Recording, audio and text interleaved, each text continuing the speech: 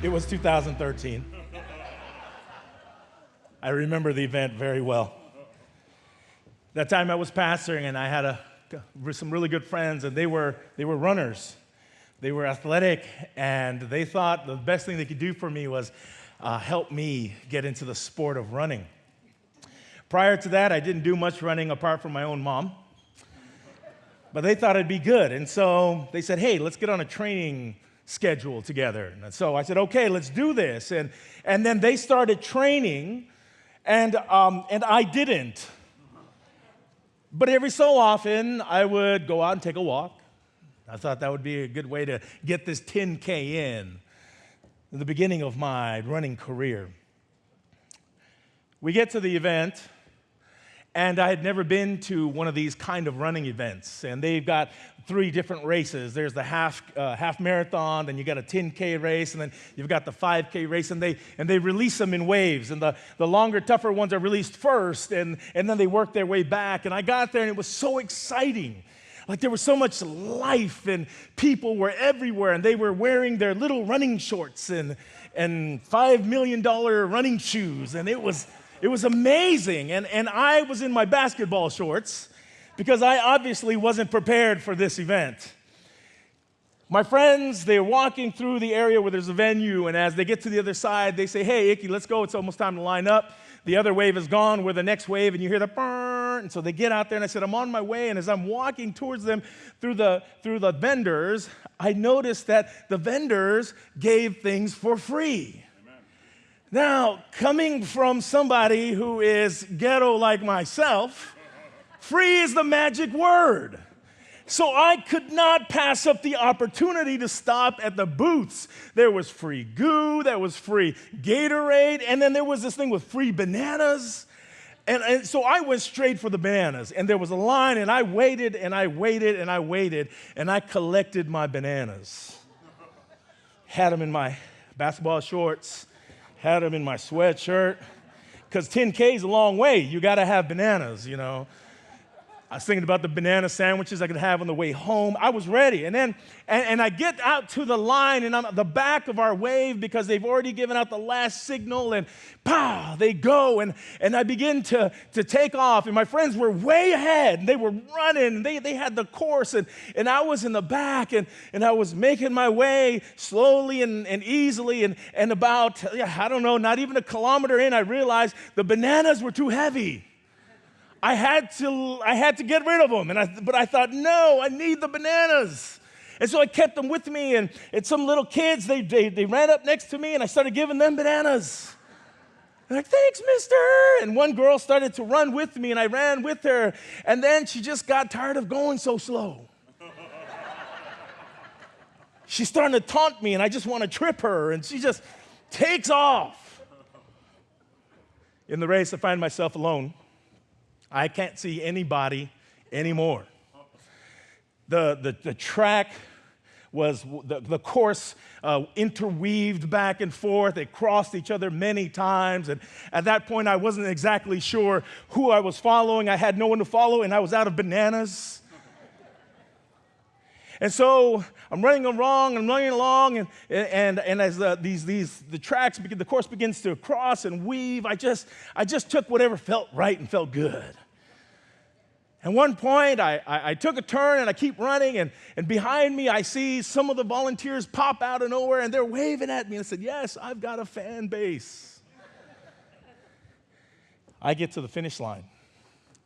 Best part, I beat my friends to the finish line. There was very few people who had gotten there before me. And the cheering of the crowd as you're getting close to the finish line. And I thought to myself, I am the man right now. I'm waving at folks. And I was thinking, I didn't need to get prepared for this race. I barely broke a sweat. Where's that little girl now? I passed through the finish line.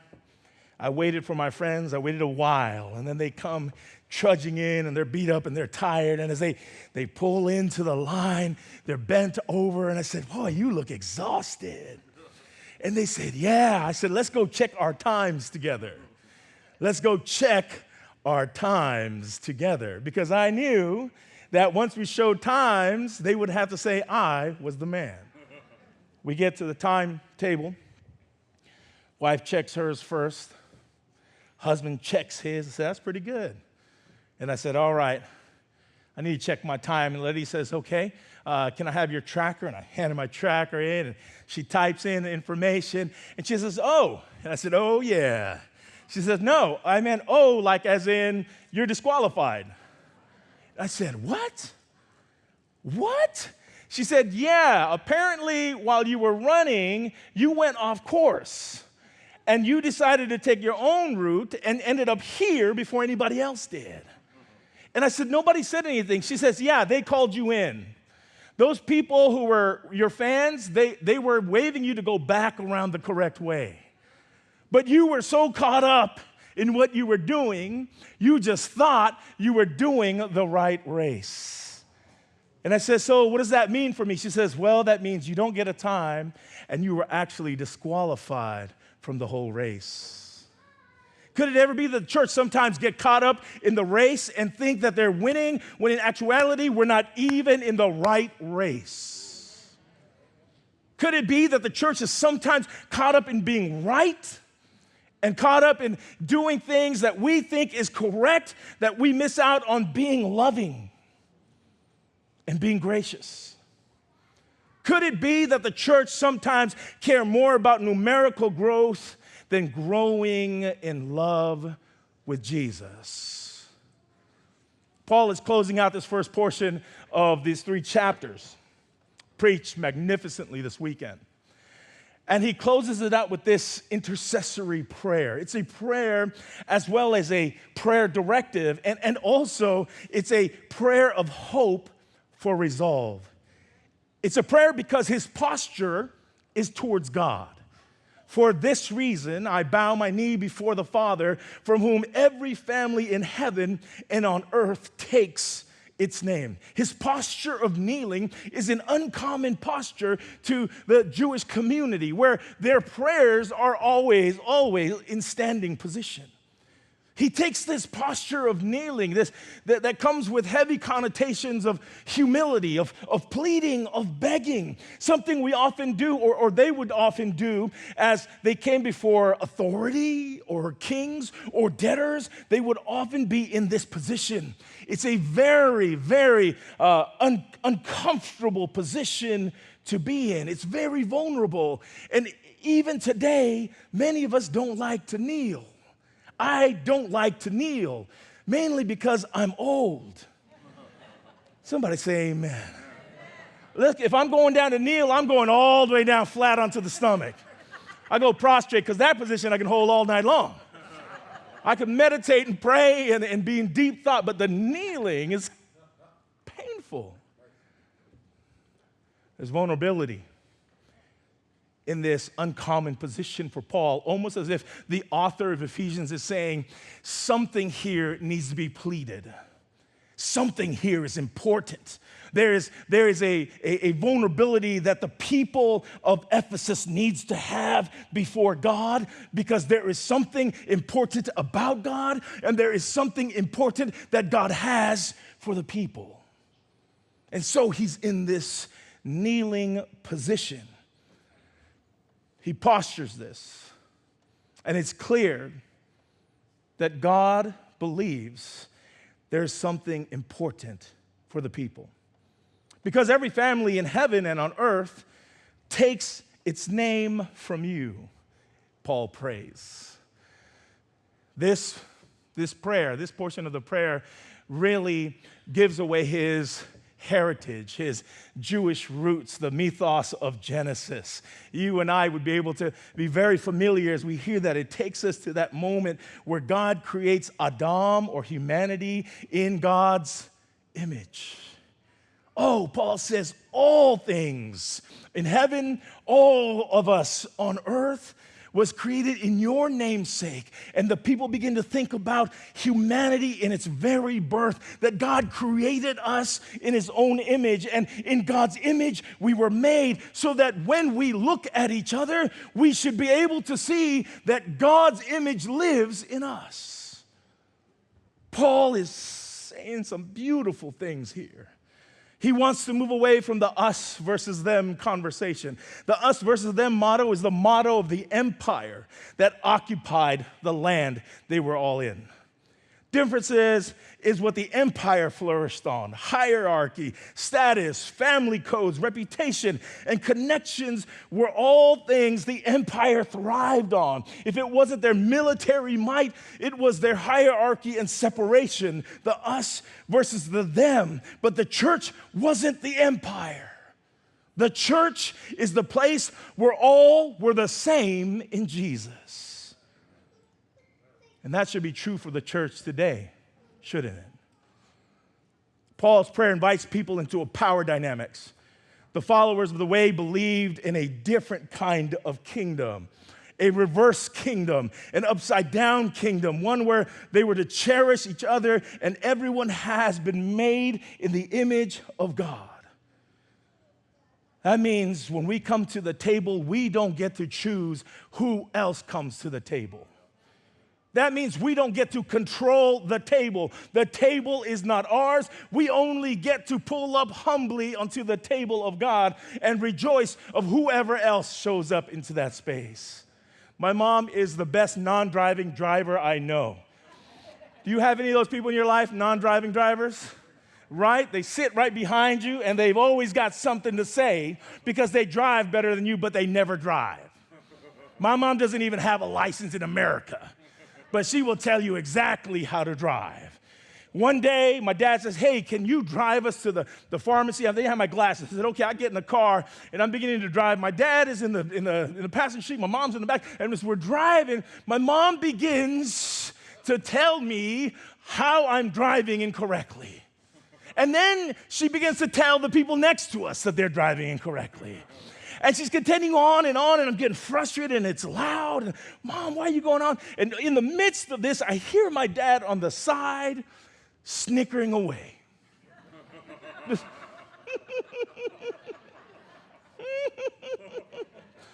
I look, Dad, why are you laughing? He says, now you know how I feel.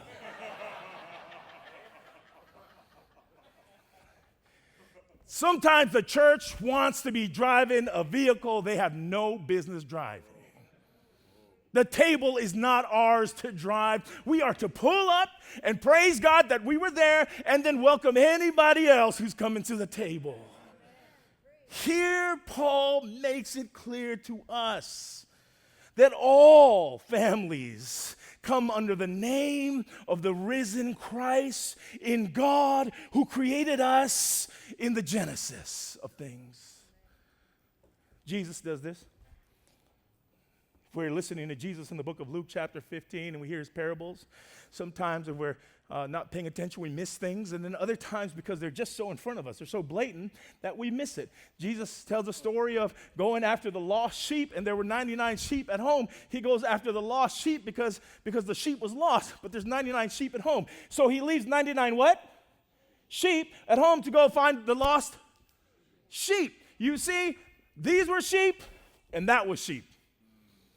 Somebody hear me tonight? It wasn't a snake. He didn't say it was a ram. He didn't say it was a dragon. He didn't say it was a beast. He didn't say it was a vile creature. That thing that he went after was the same things that was at home. The coin in the house still had its value, even though it was lost. And while it was lost, it was still under the roof and the authority of the woman who is God.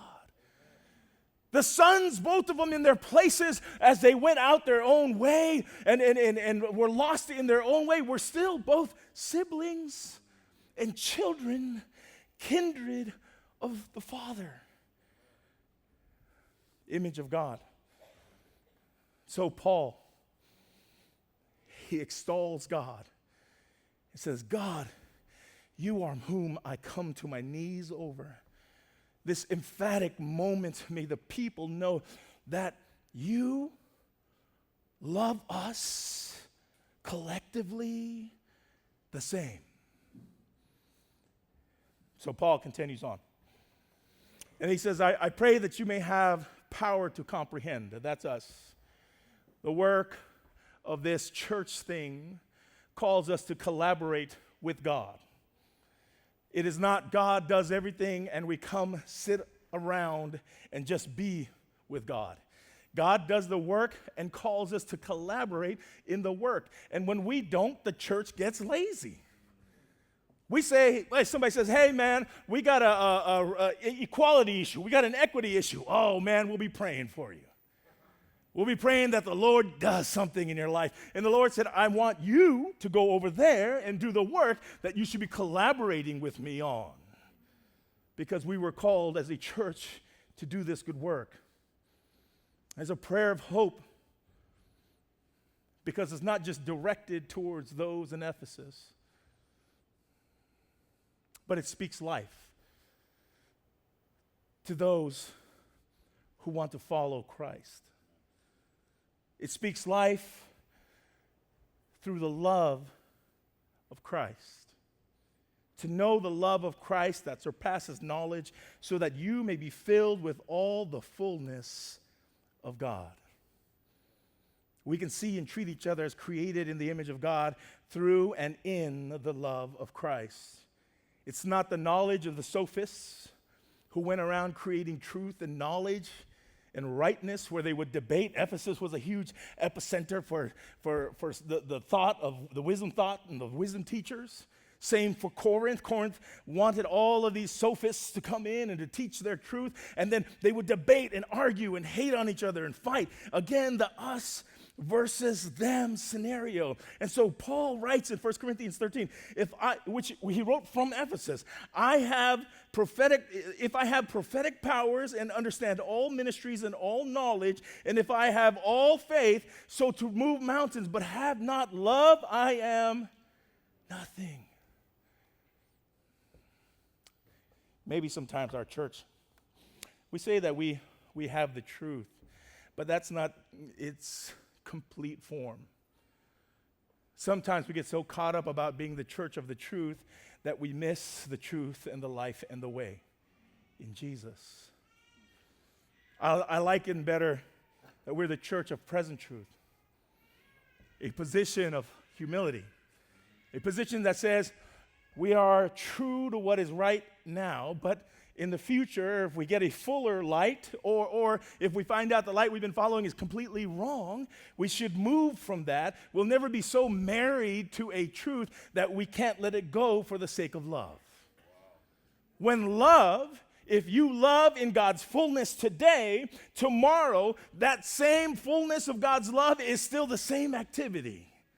You see, love surpasses knowledge. God is the God of love, not the God of rightness. And God's love is God's rightness.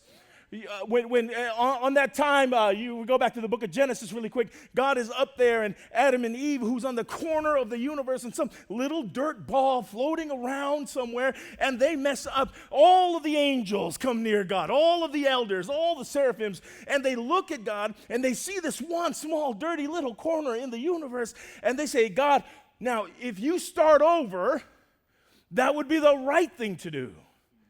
Because return of interest says it's not worth giving up much more for them. But God is not the God of doing the right thing. God is the God of doing the loving thing. And it just so happens that God, when he does the loving thing, is always doing the right thing. When we lean into God's love and Christ's love in us, and we begin to do things in and of and through Christ's love, it will always be the right thing. If you can't figure it out, choose love. There are things that we know today we didn't know 10 years ago. If you think about all the scientific data-proven diets we've had, mercy. You got a paleo, let's go, all these, hey, eat once every 4 weeks. Yeah, that works. Yeah, okay. Full-on sugar diet, the Atkins diet, this diet, and research always comes, oh man, you know what, there's something new, and they're right.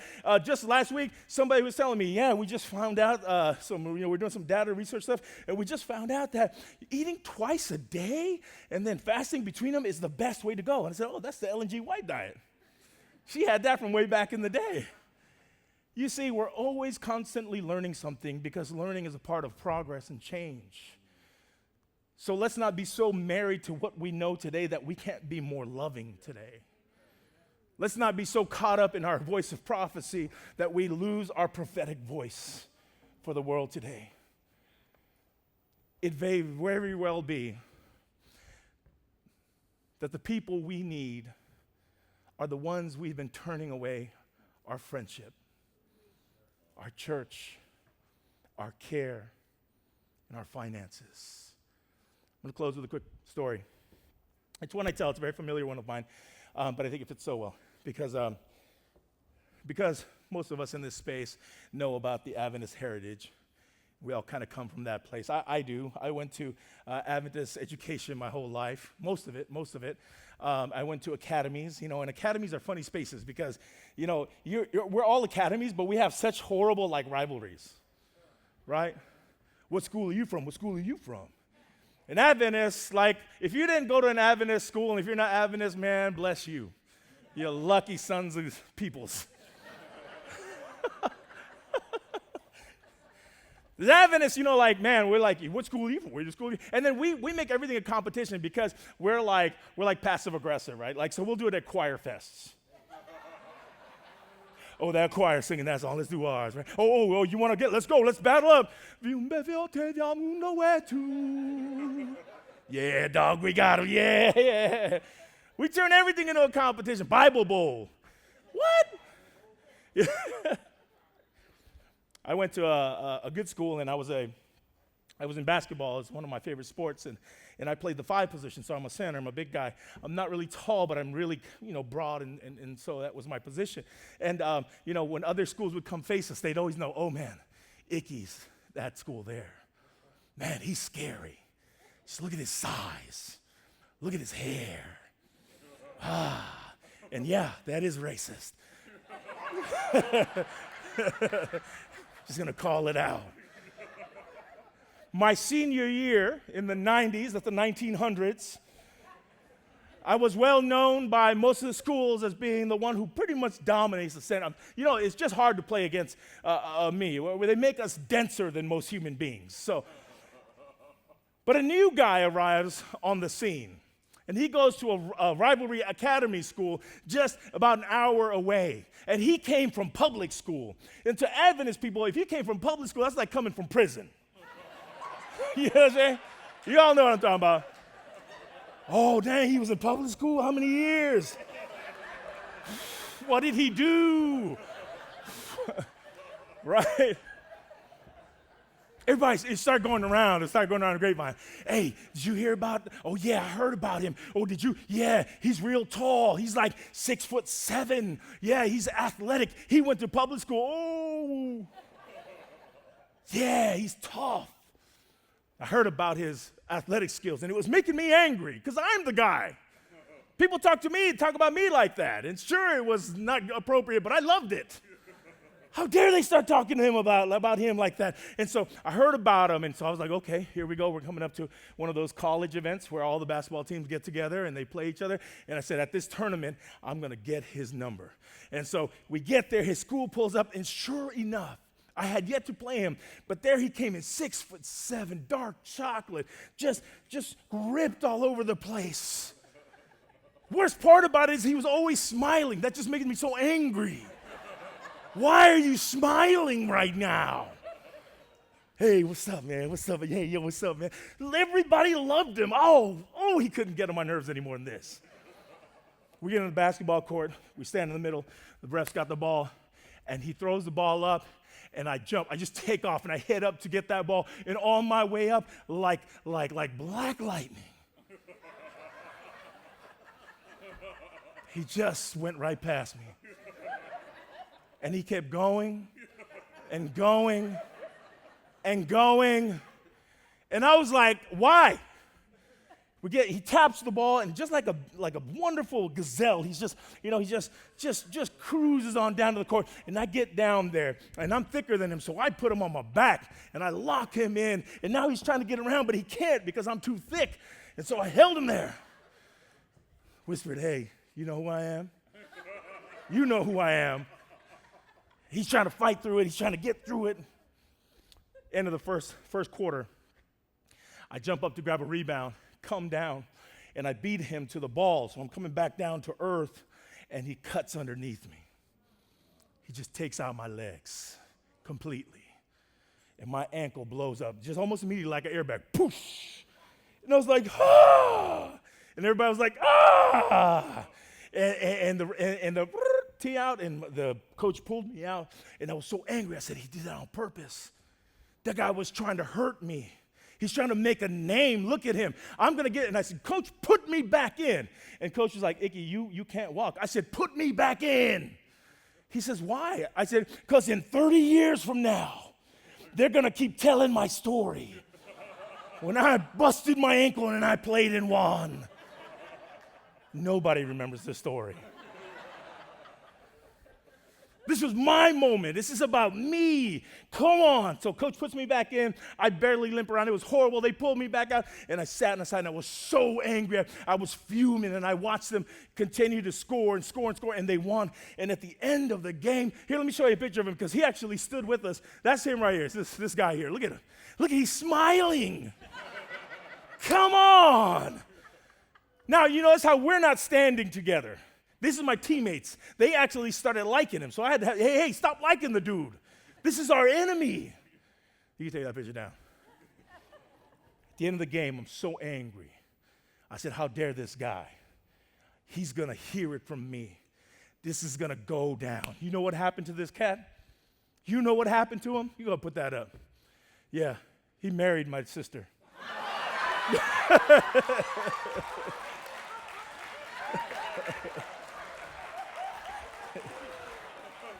I showed him. We still talk about that basketball game today. And nobody remembers it but us. Could you imagine the foolish, just super official things that we put ourselves through to prove our point that we're somehow better than somebody else? And we were both at Adventist schools. Now, that's just a microcosm of what we do to the world. If we do that to each other, how much worse is it for those outside? What kind of relationship would I miss out on? His children are the most amazing kids. The littlest one is named after me. He's the most amazing.